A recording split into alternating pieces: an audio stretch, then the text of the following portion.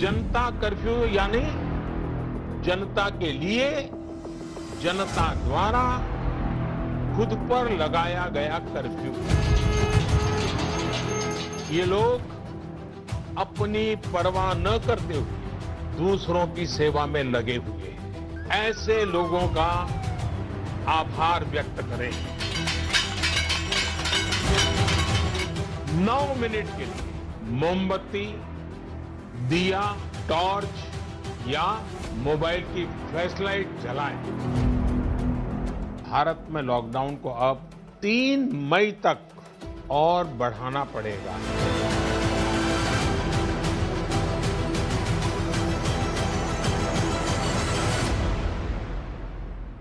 नमस्कार, मैं हूं श्वेता सिंह। लॉकडाउन पूरी दुनिया को अगर हम देखें तो कोरोना के खिलाफ लड़ाई में ये एक शब्द सबसे महत्वपूर्ण बन गया है। लेकिन अगर हम भारत में देखें तो इस एक शब्द का अर्थ है करोड़ों भारतवासियों का धैर्य, उनका संयम, उनका बलिदान। जिस तरीके से भारत ने ये 30 दिन लॉकडाउन में बिताए हैं, हम उस पूरे 1 महीने का रिपोर्ट कार्ड पेश करते हैं। 30 दिन हिम्मत के, कभी टूटते कभी जुड़ते हौसलों।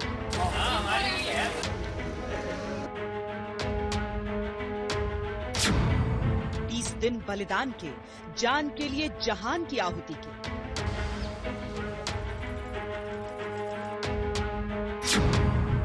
30 दिन संवेदना के, कहीं नियमों की लापरवाही के, कहीं खुद से बेपरवाही के।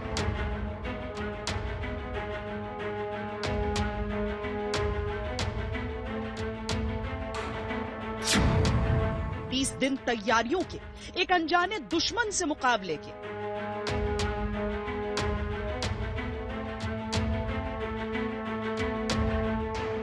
लॉकडाउन, दुनिया के सबसे बड़े लोकतंत्र में लॉकडाउन, 1.25 अरब लोगों का लॉकडाउन और उस संपूर्ण लॉकडाउन का 1 महीना पूरा।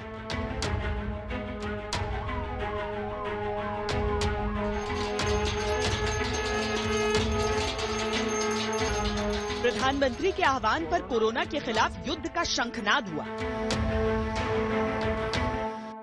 आज रात 12 बजे से संपूर्ण देश में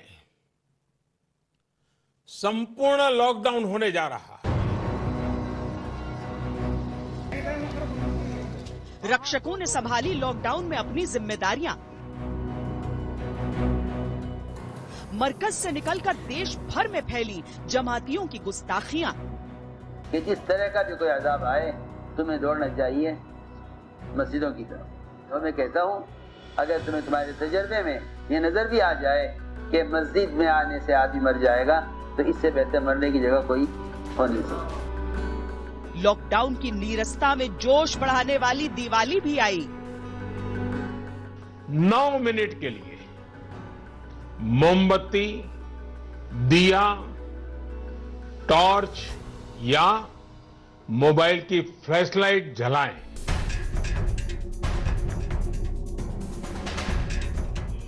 मजदूर, मजबूर और किसानों के लिए लॉकडाउन में मानवीय राहत के ऐलान से चेहरों पर थोड़ी खुशहाली भी आई। इस समय रबी फसल की कटाई का काम भी जारी है। केंद्र सरकार और राज्य सरकारें मिलकर प्रयास कर रही हैं कि किसानों को कम से कम दिक्कत हो। किसानों को छूट कब से मिली? ये योगी जी ने तो शुरू में ही दे दी है, तो उनका हम धन्यवाद कर रहे हैं कि उत्तर प्रदेश पहला राज्य है जहां हमारे माननीय मुख्यमंत्री जी ने किसान को लॉकडाउन से छूट दे दी। क्योंकि अगर गेहूं नहीं जाएगा तो साल भर पूरा देश क्या खाएगा। राजनीति हुई, कूटनीति भी हुई। A lockdown is in no way a solution to the COVID virus. It is as if you've hit pause and stopped the virus in its tracks until the lockdown. When we come out of the lockdown, the virus is going to start its work again. So it is very important that we have a strategy to come out of the lockdown. I want to thank Prime Minister Modi of India for allowing us to have what we requested from before the problem arose, and he was terrific. We'll remember it. संक्रमण बढ़ा तो लगा corona की chain तोड़ने का अभी अधूरा है प्रण। फिर शुरू हुआ लॉकडाउन का दूसरा चरण। सारे सुझावों को ध्यान में रखते हुए ये तय किया गया है कि भारत में लॉकडाउन को अब 3 मई तक और बढ़ाना पड़ेगा। समीक्षा 30 दिनों की है, लेकिन लड़ाई अभी लंबी है। सच्चाई है कि पूरा देश लड़ रहा है, सच्चाई ये भी है कि संक्रमण का आंकड़ा भी बढ़ रहा है, लेकिन इन 30 दिनों का एक एक पल बुनियाद है कोरोना को हराने के संकल्प का। अलग अलग देशों ने अलग अलग समय पर लॉकडाउन की शुरुआत की। अलग अलग देशों में कड़ाई का मतलब कुछ अलग ही रहा, लेकिन भारत उन सब में कहां खड़ा है? जो आंकड़े हमारे सामने आते हैं किसी दूसरे देश की तुलना में, वो भारत की इस लड़ाई के बारे में क्या कहते हैं, बीते 30 दिनों के बारे में क्या कहते हैं? लॉकडाउन के पहले चरण में 9 लाख करोड़ रुपए का नुकसान मंजूर।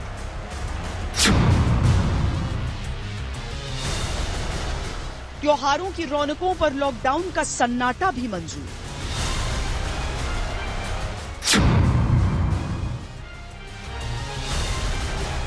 खेल के मैदानों और स्कूल के आंगनों से किलकारियों की खामोशी भी मंजूर। 30 दिनों में देश ने सब देख लिया, चाहे अनचाहे सब मंजूर भी कर लिया, क्योंकि कोरोना से लड़ाई में लॉकडाउन ही एकमात्र विकल्प है। ये बात मन मस्तिष्क से कभी निकल नहीं सकी। किसी मुगालते में जिनके मन से ये बात निकल गई, उनकी हेकड़ी भी निकाल दी गई। ये सब इसलिए किया गया ताकि संक्रमण की रफ्तार और वार दोनों पर काबू पाया जा सके। और संकेत यही मिल रहे हैं कि कोरोना स्टेज 3 से पहले ही रोक लिया गया है। भारत ने महामारी में काफी अच्छा काम किया है। अगर मैं डबलिंग रेट को लेके चलूं तो लॉकडाउन के बाद में डबलिंग रेट पहले बीच में 4 हो गया था, अब 8 है। अभी हमारी कोशिश यही होनी चाहिए कि हम डबलिंग रेट को 7 से ऊपर लेकर जाएं ताकि फ्लैटनिंग हो, और अगर 17 तक ले आते हैं केरला की तरह तो नथिंग लाइक इट। ये हमारा आज की डेट में ऑब्जेक्टिव होना चाहिए। दुनिया के तमाम देश और संस्थाएं ये बात मान रही हैं कि कोरोना से लड़ाई में जो परिपक्वता और इच्छा शक्ति भारत ने दिखाई, वो सबके लिए मिसाल है। संक्रमण फैलने की दर के हिसाब से दुनिया के मुकाबले भारत बेहतर स्थिति में दिखता है। बीते 2 महीनों में भारत ने 4 लाख से ज्यादा लोगों की टेस्ट की। टीपीआर यानी टेस्ट पॉजिटिव रेट से पता चलता है कि भारत में संक्रमण की रफ्तार कई दूसरे देशों के मुकाबले धीमी रही है। आईसीएमआर की रिपोर्ट के अनुसार 23 व्यक्तियों में से 1 व्यक्ति संक्रमित निकला। 19 अप्रैल तक भारत में टीपीआर 4% रही। सबसे बेहतर रिकॉर्ड दक्षिण कोरिया का है, जहां टेस्ट पॉजिटिविटी रेट सिर्फ 1.9% है। सबसे ज्यादा खराब अमेरिका है, जहां टीपीआर 19.3% है। इसके बाद स्पेन में 18.2% और इटली में 13.2%। भारत के करीब ब्राजील है, जहां टेस्ट पॉजिटिविटी रेट 6.4% है। दूसरे शब्दों में, अगर संक्रमण के केसों की संख्या की तुलना दूसरे देशों से की जाए, तब भारत में 30 दिन के लॉकडाउन के असर को और बेहतर समझा जा सकता है।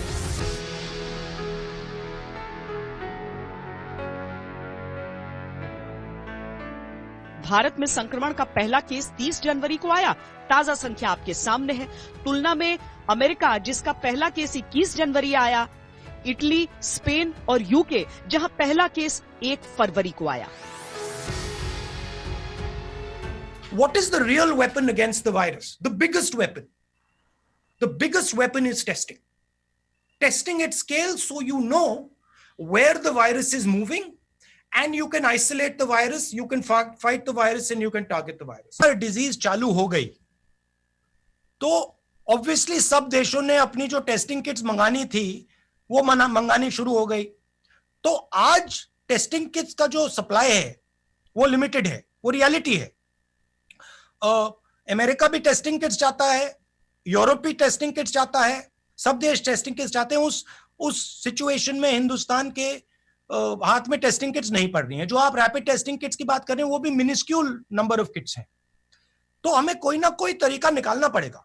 अब ठीक है, अब हम यहां हैं, अब मैं ये नहीं कहना चाहता हूं कि भाई इसलिए यहां है, क्यों यहां है, मगर कोई ना कोई तरकीब तो निकालनी पड़ेगी कि हम टेस्टिंग एट स्केल कर पाए।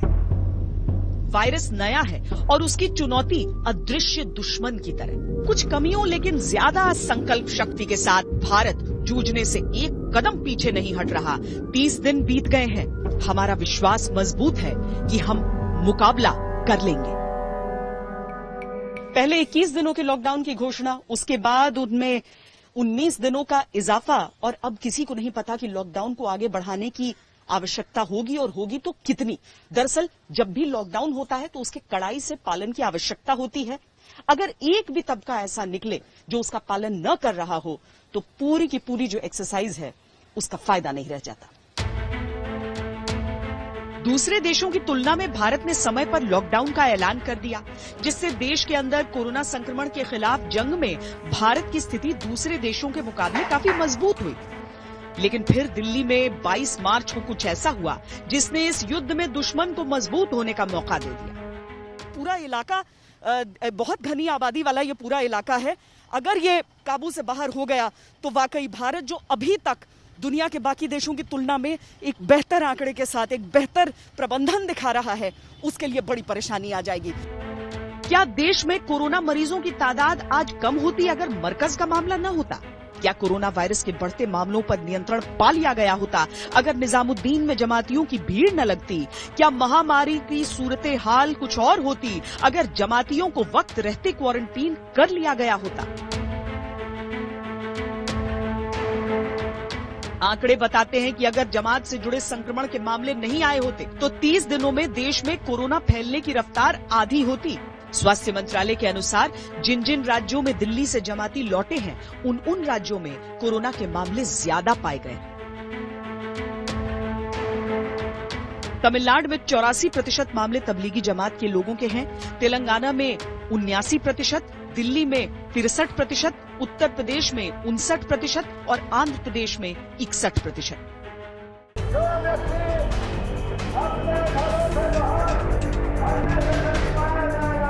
30 दिनों के लॉकडाउन में देश के अलग अलग शहरों से डॉक्टरों, हेल्थ वर्कर्स और पुलिस पर हमले की खबरें आनी शुरू हो गईं। देश को महामारी के संकट से बचाने का जो बेहतर प्रयास कर रहे हैं आरोग्य कर्मी, डॉक्टर्स है, नर्सेस है, आरोग्य कर्मी है, पैरामेडिक्स है, आशा वर्कर्स है, ऐसे सब लोग दुर्भाग्य से अपने देश में उन्हें हमलों का सामना करना पड़ा और अनेक जगह पड़ोसी ही सोचने लगे कि वो संक्रमण के कैरियर्स है। ये दुर्भाग्यजनक पहलू है। तो इसलिए आरोग्य कर्मियों के खिलाफ कोई हिंसा या हैरेसमेंट अब बर्दाश्त नहीं होगी और इसलिए उनको पूरा संरक्षण देने वाला एक अध्यादेश आज लागू करने का फैसला हुआ है और राष्ट्रपति जी के हस्ताक्षर के बाद वो तत्काल प्रभाव से लागू होगा। डॉक्टरों पर हमले, हेल्थ वर्कर्स पर पथराव, महिला डॉक्टरों और नर्सों के साथ अभद्रता, इन 30 दिनों के लॉकडाउन में देश ऐसी घटनाओं का भी गवाह बना जिनके होने से हर सर शर्मिंदगी से झुक गया। मध्य प्रदेश के इंदौर में डॉक्टर्स, आशा कार्यकर्ता और तहसीलदार के साथ पुलिस कर्मियों की एक टीम जब एक जगह पर सैंपल लेने के लिए पहुंची तो उन पर भीड़ ने पथराव कर दिया। मुरादाबाद में डॉक्टरों और पुलिस की टीम पर भीड़ ने हमला कर दिया जब वो कोरोना के 2 संदिग्ध मरीजों को ले जाने के लिए आए। राजस्थान के टोंक में जब कुछ लोगों से पुलिस कर्मियों ने घरों के अंदर रहकर लॉकडाउन का सम्मान करने को कहा तो पुलिस पर हमला कर दिया गया। सूरत की एक महिला डॉक्टर को अपनी सोसाइटी में इसीलिए ताने सुनने पड़े क्योंकि वो कोरोना मरीजों का इलाज कर रही थी। दिल्ली में सफदरजंग की 2 कोरोना महिला डॉक्टरों पर हमला किया गया। बेंगलुरु में आशा कार्यकर्ताओं पर लोगों ने हमला किया जब वो बीमारों का डेटा कलेक्ट करने के लिए एक जगह पर पहुंची। लेकिन अगर बड़े पैमाने पर देखें तो ऐसे लोगों की संख्या छोटी है। वो लोग जो लॉकडाउन का सम्मान कर रहे हैं, जो एक देश बनकर कोरोना की इस महामारी से महाजंग लड़ रहे हैं, उनकी संख्या बहुत बड़ी है और यही बात पूरे देश को उम्मीद देती है। पूरे देश की रफ्तार थमी हुई है, लेकिन लॉकडाउन के इन 30 दिनों में भी कई ऐसे लोग रहे जो दिन रात अपने घरों से बाहर निकलते रहे, उस खतरे को मोलते रहे। उन्हें कोरोना का कर्मवीर भी कहा जा रहा है। ताले दुकानों पर लगे हैं, उद्योगों पर हैं, लेकिन ताले कभी आपकी भावनाओं पर नहीं होने चाहिए, आपकी अकल पर नहीं लगना चाहिए। कोरोना के खिलाफ जो लड़ाई है वो कोई एक व्यक्ति अकेला नहीं लड़ सकता, ये एक टीम गेम है और भारतवासियों ने इसमें खूब टीम स्पिरिट दिखाई है। अब तुम्हारे हवाले वतन साथियों कहकर विदा ले गए दुनिया से कोरोना युद्ध में भारत की तरफ से लड़ने वाले ये योद्धा। जब सारा हिंदुस्तान लॉकडाउन की जंजीरों में बंद था, तब उस लॉकडाउन की कोई कड़ी न टूटे, इसके लिए ये लड़ते रहे अंतिम सांस तक। पूरा पुलिस विभाग और उज्जैन पुलिस इस कोरोना संक्रमण से बचने के लिए, पूरी जनता को बचाने के लिए लगातार अपनी जान को बगैर परवाह किए हुए सभी लोग जुटे हैं और उनका ये निस्संदेह बलिदान है, वो व्यर्थ नहीं होगा और हम सब लोग मिलकर के इस महामारी को परास्त करेंगे। कोहली बहुत ही ईमानदार और निडर अफसर सन, जिन्होंने दी कोरोना के दौरान जो भी ड्यूटियां असी लगाइयां, इन्होंने बहुत ही दिलों ईमान नाल वो ड्यूटियां पूरी कीतियां। इन्हों की जो शहीदी नूं आपां हमेशा याद रखना है ते आपां वधिया तरीके नाल और भी वधिया तरीके नाल ड्यूटी करनी है। कोरोना की लड़ाई नूं आपां हर हालत दे विच जितना है। न जाने कितने खाकी वर्दी वाले योद्धा कोरोना के संक्रमण का शिकार होते जा रहे हैं, लेकिन उनका जज्बा कमजोर नहीं होता। अपने साथियों को देख रहे हैं कोरोना से लड़ते, बीमार होते, दुनिया से जाते, लेकिन मोर्चे पर कोई और आ जाता है। मुहिम रुकती नहीं, वर्दी थकती नहीं।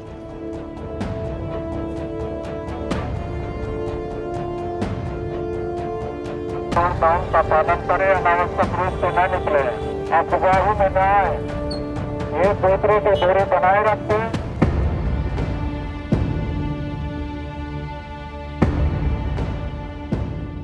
कितने संक्रमित हुए, कितने मौत के गाल में समा गए, इन सब में एक आंकड़ा उनका भी शामिल है जो लोगों का इलाज करते करते खुद बीमार हो जा रहे हैं, दुनिया से चले जा रहे हैं। चेन्नई के हों, मुरादाबाद के हों, इंदौर के हों, हर जगह बस एक धुन, लोग ठीक हो जाएं, कोरोना का संकट देश से हार जाए।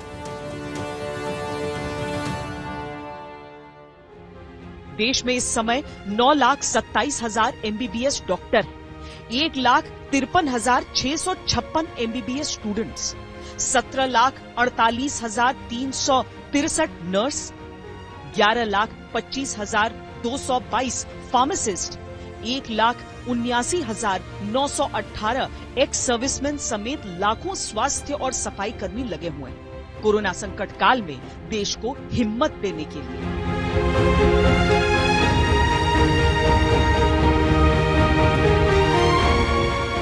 यही भारत है जो कई बार आपसी मुद्दों पर बंटा हुआ दिखता है, लेकिन जब संकट देश पर आया तो न जाति, न धर्म, न छोटा, न बड़ा, हर कोई बस अपनी भागीदारी देना चाहता है। जो सक्षम है वो निर्बल का सहारा, जो निर्बल है वो सक्षम के दिल का जज्बा। 30 दिन में हिंदुस्तान नया हिंदुस्तान बनकर आया है, जिसका एक रंग है, एक आवाज है, एक उद्देश्य है, कोरोना को मात, कोरोना की पराजय।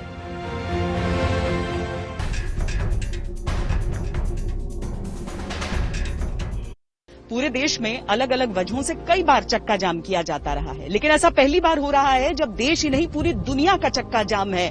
हम विश्लेषण कर रहे हैं 30 दिन पूरे होने पर लॉकडाउन के, क्योंकि पूरी दुनिया जिस तरीके से लड़ रही है, जिस तरह से सामना कर रही है, उसमें भारत का जो स्थान है वो कुछ अलग है।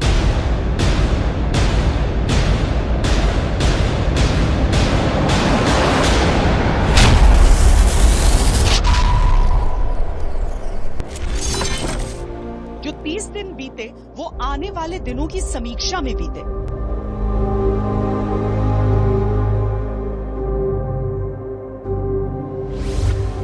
कोरोना संकट ने अपना सबसे बड़ा संदेश, अपना सबसे बड़ा सबक हमें दिया है। इस कोरोना संकट से हमने अनुभव में पाया है कि अब हमें आत्मनिर्भर बनना ही पड़ेगा। जो 30 दिन बीते वो आने वाले दिनों की तैयारी में भी बीते। आरोग्य कर्मियों के खिलाफ कोई हिंसा या हैरेसमेंट अब बर्दाश्त नहीं होगी और इसलिए उनको पूरा संरक्षण देने वाला एक अध्यादेश लागू करने का फैसला हुआ है। जो 30 दिन बीते वो संक्रमण के खतरे की बनती बिगड़ती स्थितियों को समझने में भी बीते। जैसे जैसे आप जानते हैं कि टेस्टिंग की प्रक्रिया को भी हम लोगों ने और अधिक मजबूत किया है। लगभग 5.5 लाख टेस्ट आज देश में हो चुके हैं। बहुत विश्वास के साथ मैं आपके साथ ये बात कहना चाहता हूँ कि सब एक्सपर्ट्स से बात करने के बाद भी, क्योंकि ये हम सब के मन में भय रहता है कि कहीं हम स्टेज 3 में तो नहीं चले गए हैं, लेकिन हम निश्चित रूप से अपने देश को स्टेज 3 में जाने से अभी तक आप सबके सद प्रयासों से उसको बचाकर रख पाए हैं। केंद्र सरकार ने हमें ये परमिशन दी थी कि आप केवल LNJP के सीरियस पेशेंट्स के ऊपर प्लाज्मा थेरेपी ट्राई करिए और हमें नतीजे बताइए। LNJP के 4 मरीजों पे ट्रायल करके देखा, उसके अभी तक के नतीजे उत्साहवर्धक हैं, अच्छे हैं।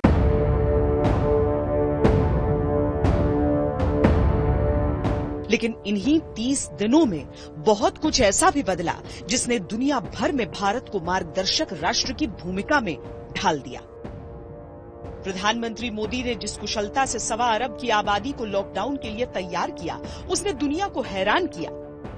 अलग अलग मत, पंथ, मजहब, विचारधारा वाले विशालकाय देश में दुनिया का सबसे बड़ा लॉकडाउन आसान नहीं था, लेकिन बीते 30 दिन की कहानी को दुनिया भारत और भारत के प्रधानमंत्री के सम्मान में दोहरा रही है।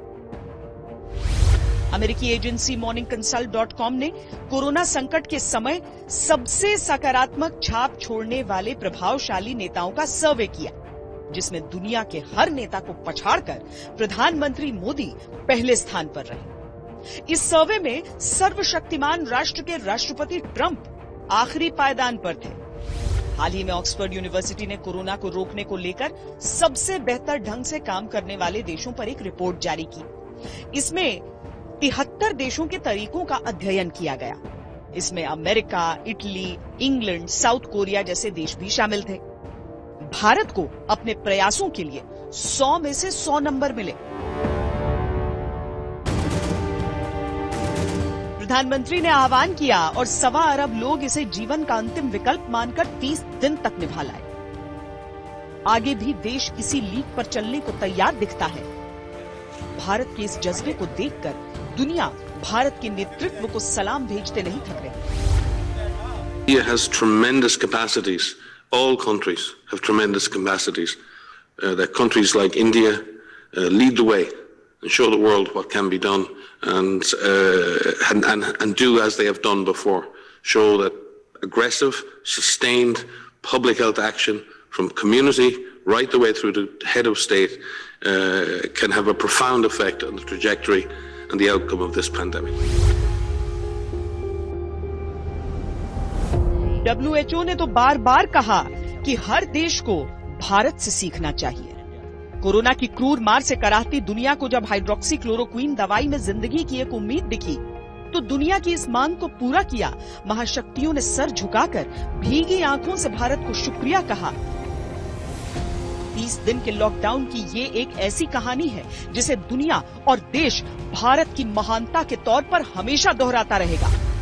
I want to thank Prime Minister Modi of India for allowing us to have what we requested from before the problem arose, and he was terrific. We'll remember it. de modo a podermos tratar pacientes da Covid-19, bem como malária, lúpus e artrite. Agradeço ao primeiro-ministro Narendra Modi e ao povo indiano por esta ajuda tão oportuna ao povo brasileiro. Corona के गंभीर संकट से भारत खुद जूझ रहा है, लेकिन संकट के समय जो पुकारे मदद की उसके कानों तक आ रही हैं, उन्हें भी वो सुन रहा है। 55 से अधिक देशों को भारत ने वो दवा पहुंचाई जिसकी एक एक टैबलेट खुद भारत की जरूरत है। मेरे मित्र पीएम नरेंद्र मोदी और भारत का शुक्रिया। हाइड्रोक्सी क्लोरोक्विन की 5 लाख टैबलेट, पैरासीटामोल की 1 लाख टैबलेट और 75,000 मीट्रिक टन गेहूं उपलब्ध कराने के लिए भारत को धन्यवाद देते हैं। अफगान लोगों के लिए इसकी पहली खेप एक दिन में यहां पहुंच जाएगी।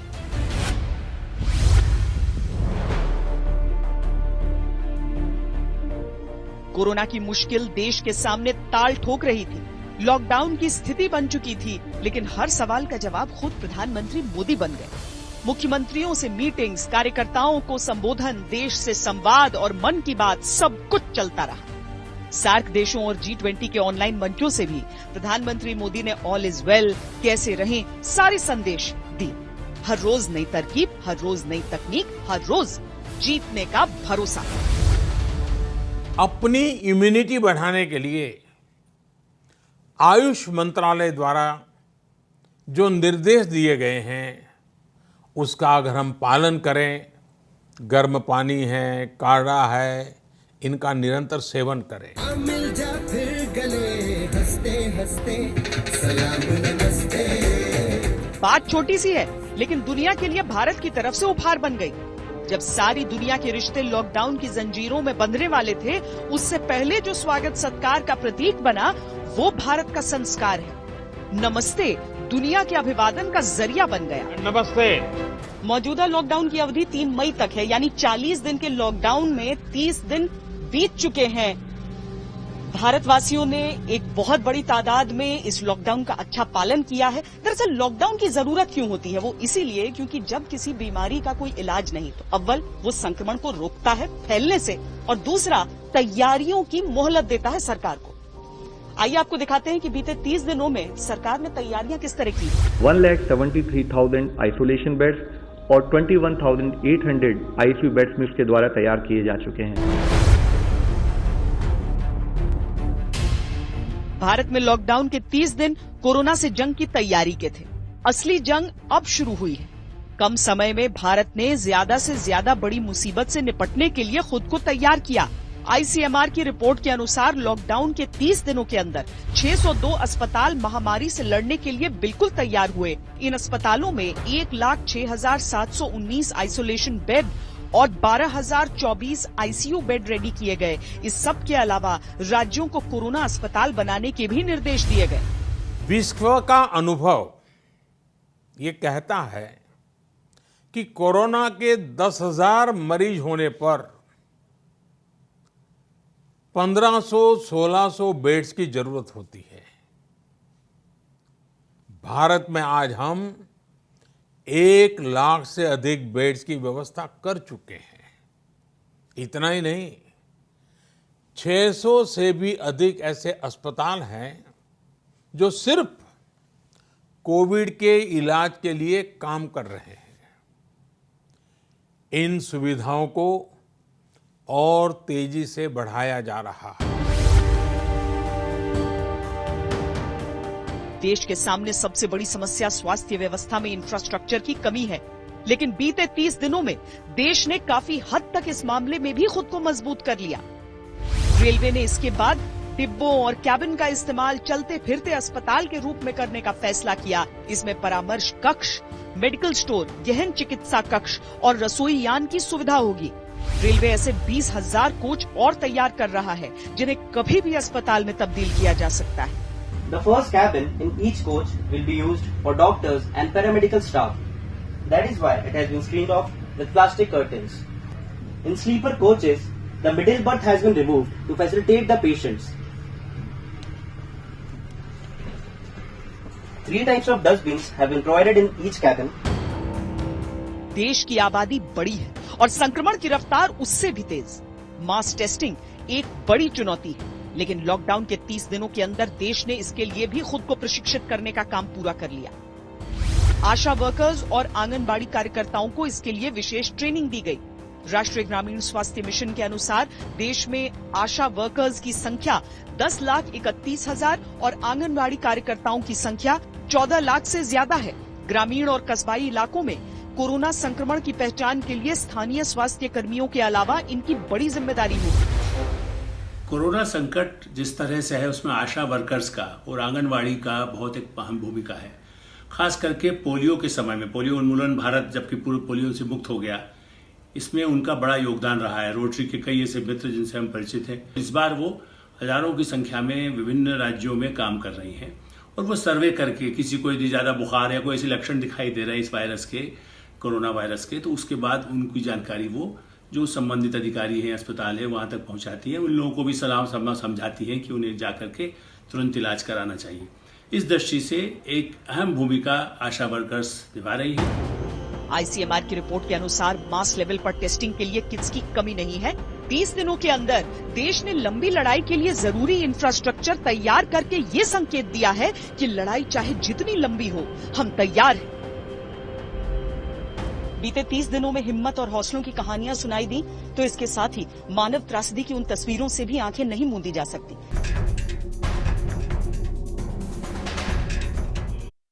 भारत जैसी बड़ी आबादी वाले देश में न तो लॉकडाउन का फैसला आसान था और न ही उसका पालन। बीते 30 दिनों में ऐसी कई मार्मिक तस्वीरें हमारे सामने आई जो हमें अंदर तक झकझोर गईं।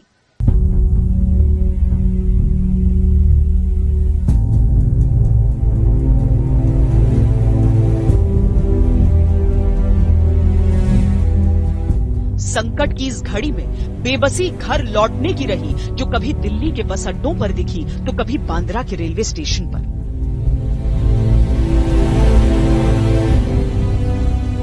गांव में खेत है, अपनी मिट्टी है, इस उम्मीद में कंधों पर गृहस्थी, उंगलियों में परिवार की डोर थामे हजारों किलोमीटर का सफर पैदल तय करते इंसानों की इच्छा शक्ति भी दिखी।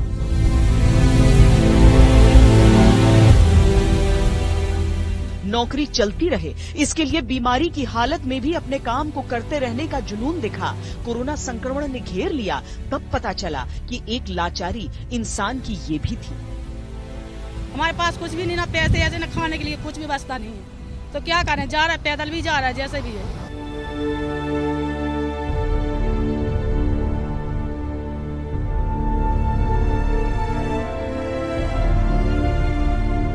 कल क्या होगा इसका सवाल, भूख और सर पर छत का अभाव, लाखों करोड़ों मजदूरों कामगारों के लिए यही एक रास्ता बचा कि लौट जाएं वापस अपने गांव।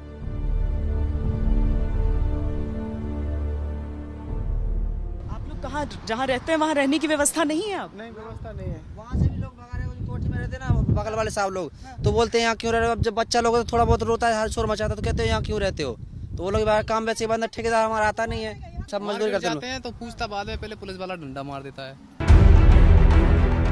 सरकार के सामने संकट की अगर पलायन न रोका गया तो संक्रमण का खतरा बढ़ेगा और इंसान की त्रासदी ये कि लॉकडाउन की बंदिशों में पेट का क्या करें, परिवार का क्या करें।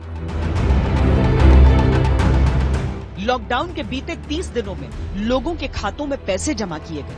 5 किलो अनाज की व्यवस्था अगले 3 महीनों के लिए की गई, जिसका फायदा 80 करोड़ लोगों को मिल रहा है। लॉकडाउन के पहले चरण से अब तक सरकार कुल जमा 16.01 करोड़ लाभार्थियों के बैंक खातों में 36,659 करोड़ रुपए से भी अधिक की राशि जमा कर चुकी है, जिसका लाभ दिव्यांग, बुजुर्ग और विधवाओं को मिल रहा है। उज्ज्वला योजना के तहत सिलेंडर मुफ्त और किसानों को सीधे खाते में पैसों का प्रबंध किया गया। Ministry of Petroleum and Natural Gas, government had decided on March 26 to give 3 free LPG refills to over 9 crore Pradhan Mantri Ujjwala beneficiaries during the period of next 3 months from April to June. Lockdown के बीते 30 दिनों में मदद को बढ़ते हाथ दिखे, लेकिन साथ ही मजबूरियां भी दिखी। दिल्ली में जब एक पिज्जा डिलीवरी बॉय कोरोना से संक्रमित निकला तो ये खबर भयावह थी, लेकिन इससे भी डरावना ये कि 20 दिनों से उसकी तबीयत खराब थी। पर पिज्जा डिलीवरी बॉय की कहानी दिहाड़ी मजदूरों से ज्यादा अलग नहीं है, क्योंकि इन्हें भी दिन और डिलीवरी के हिसाब से ही पैसा मिलता है। खैर, राहत ये रही कि उससे संक्रमण आगे नहीं फैला था, न तो उसके साथियों तक और न ही उन 72 परिवारों तक। टोटल 4 रेस्टोरेंट खुले, तो जनरल सी बात है कि ऑर्डर बहुत कम हो गए और जो पहले हम 20 ऑर्डर कर लेते थे वो आजकल 6 ऑर्डर करने में पूरा 12 घंटे लग जाते हैं। लिमिटेड हो गए बहुत, बिल्कुल। घर चलाने में समस्या घर में कौन कौन है? ये कोई कहने वाली बात हो, सब वो तो है ही है, जनरल सी बात है। जब कमाई जब 30% रह जाएगी, 25% रह गई तो परेशानी है। यानी 1 रुपए की अर्निंग नहीं हुई है। 1 रुपए की अर्निंग नहीं हुई है मैम। और कोई खर्चे आए, पेट्रोल का पैसा जो भी है वो सब हमारी जेब का ही है मैम। हमें कोई फिक्स नहीं मिल रहा मैम। दूर से आते हैं, 20 किलोमीटर जाना, 20 किलोमीटर आना, 100 रुपए का पेट्रोल तो ये हो गया। बीते 30 दिनों के लॉकडाउन में देश ने क्या क्या नहीं देखा है। थोड़ी राजनीति भी देखी है, ढेर सारी एकजुटता भी देखी है, लेकिन कोरोना के खिलाफ लड़ाई अभी लंबी है। 30 दिनों की तालाबंदी हम देख चुके हैं, आगे कुछ और संघर्ष अभी बाकी है, लेकिन इसके साथ ही एक नए सवेरे की उम्मीद भी है। अभी के लिए इतना ही। कैमरा पर्सन सैयद मोहसिन के साथ मुझे दीजिए इजाजत।